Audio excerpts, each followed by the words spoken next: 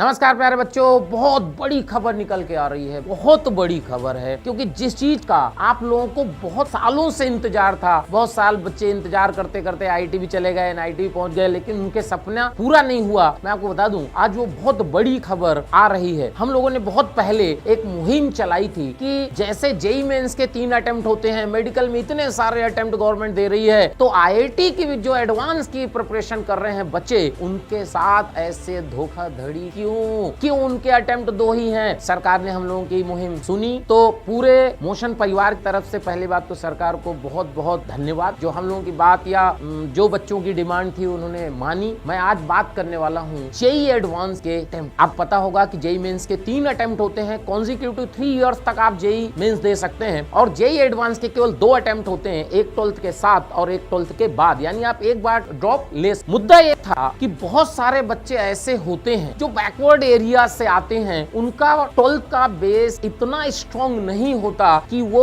एक साल में एडवांस जैसे एग्जाम की बहुत अच्छे से प्रिपरेशन कर पाए और आईआईटी जैसे टफ एग्जाम को क्लियर कर। तो बात ये हो रही थी कि अगर बच्चों को एक मौका और दे दिया जाए तो जो बच्चे जिनका 12th का बेस बहुत स्ट्रॉन्ग नहीं होता है, वो अच्छे से प्रिपेयर करके आईआईटी में जाने का सपना पूरा कर सकते हैं। और मुहिम को मानी गई और सरकार ने बात को समझा, जो उनकी कमेटी होगी उन्होंने समझा कि जेईई एडवांस में भी बच्चों को 3 अटेम्प्ट देने चाहिए। और आज वो खबर सामने आपको दिख रही है। जेईई एडवांस के 3 अटेम्प्ट हो चुके हैं। कुछ एज का क्राइटेरिया है, कुछ अटेम्प्ट का क्राइटेरिया है। मैं आपको पूरी बात डिटेल में बताऊंगा, वीडियो को ध्यान से सुनिएगा। Eligibility criteria for Indian nationals, यानी आपके लिए, एंड ओसीआई पीआईओ कैंडिडेट्स, ये जो एनआरआई है, ओवरसीज कंट्रीज के लोग हैं, उनके लिए candidates who have secured OCI PIO card before 4/3/2021, यानी ये अपने मतलब की बात है नहीं, ठीक है। फॉर अपीयरिंग जेईई एडवांस, ठीक। अब ये तो हो गया भाई इनके लिए। फॉर इंडियन नेशनल्स, यानी अपने लिए तो है ही है, और ओसीआई पीआईओ के लिए भी है, ठीक है। तो अब इसमें देखिए, सबसे पहले नंबर ऑफ अटेम्प्ट पे बात करते हैं, जो सबसे ज्यादा जरूरी है। नंबर ऑफ अटेम्प्ट पढ़ लीजिए। A candidate can attempt JEE advance maximum of 3 times in 3 consecutive years। 3 times in 3 consecutive years, मतलब लगातार 3 बार आप जेईई एडवांस का एग्जाम दे सकते हैं। कहने का मतलब क्या हुआ कि 12th के साथ फिर अगले साल, फिर अगले साल, गैप नहीं करना। गैप करेंगे तो आपका अटेम्प्ट खत्म हो जाएगा। क्या 3 अटेम्प्ट वाली कहानी आपको क्लियर हो गई? इसके बाद मैं आपको एज लिमिट समझा देता हूं कि एज लिमिट क्या आई है। Candidate should have been born on after October 1, 2000, मतलब जिन बच्चों का बर्थ 1 अक्टूबर 2000 के बाद हुआ है, जिनका बर्थ 1 अक्टूबर 2000 के बाद हुआ है, वो इस एग्जाम को दे सकते हैं। यानी कि उनके लिए 3 अटेम्प्ट वाली कहानी क्लियर हो गई। अच्छा, खास बात, 5 years age relaxation is given to ST, SC, ST and PWD candidate. 5 years का रिलैक्सेशन दिया गया है, यानी अगर आप एससी, एसटी या पीडब्ल्यूडी हैं तो आपका बर्थ 1 अक्टूबर 1995 के बाद का होना चाहिए, क्योंकि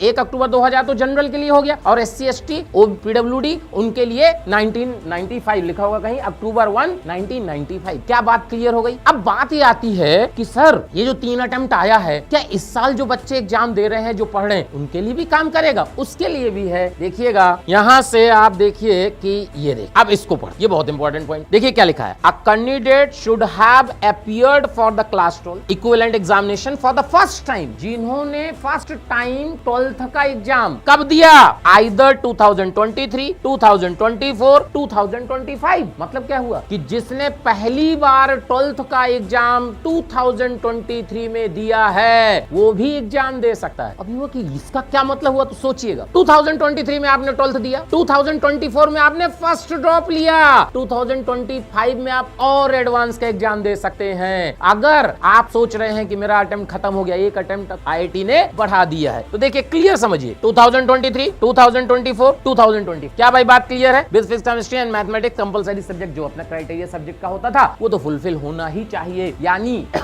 बात समझिए, अगर आपने फर्स्ट टाइम 2023 में एग्जाम दिया है तो आप भी एलिजिबल हैं। क्लियर है भाई? बात क्लियर हो गई, ठीक है। Candidates who have appeared in class 12 examination for the first time in 2022। अब आप समझिए 22, फर्स्ट टाइम आपने 22 दिया होगा तो 4था साल हो गया, क्योंकि 2025 में एग्जाम देने जा रहे हैं तो ये तो 4था साल हो गया, तब आप एलिजिबल नहीं हैं। यानी अगर आपने 2022 में फर्स्ट टाइम एग्जाम दिया है 12वीं का, तो आप एलिजिबल नहीं है। लिखा है क्लियर, फर्स्ट टाइम इन 2022 और अर्लियर, यानी पहली बार 2022 या 2021 में आपने 12th का एग्जाम दिया है, तो फिर बेटा बेटा आप एलिजिबल नहीं है। क्या बात क्लियर हो गई? बाकी सब अपने की कहानी है, एज लिमिट हो गई, नंबर ऑफ अटेम्प्ट हो गए, ठीक है। क्या बात क्लियर हो गई बेटा? आप स्वास्थ्य मानिए, आपके लिए बहुत बड़ी खबर ना, आप जी जान लगा दीजिए। अब ये मत समझिएगा कि प्रिपरेशन कर रहे हैं, अब तो एक अटेम्प्ट और है और प्रिपरेशन ही छोड़ दें, अब तो अगले साल एग्जाम देंगे, नहीं। जी जान लगाइए, बचे हुए समय को प्रॉपर यूटिलाइज करिए और कोशिश करिए कि इसी साल मेरे को IIT जाना है। तो ये बहुत बड़ी खबर है, आपको इस अपडेट के साथ ध्यान रखना है भाई। और अपने ये जो वीडियो है आपको अपने दोस्तों के साथ शेयर भी करना है, क्योंकि ये इंफॉर्मेशन हर एक बच्चे तक जानी चाहिए। तो बेटा इस तरह के अपडेट के लिए मोशन के जेई चैनल से जुड़े रहिए। थैंक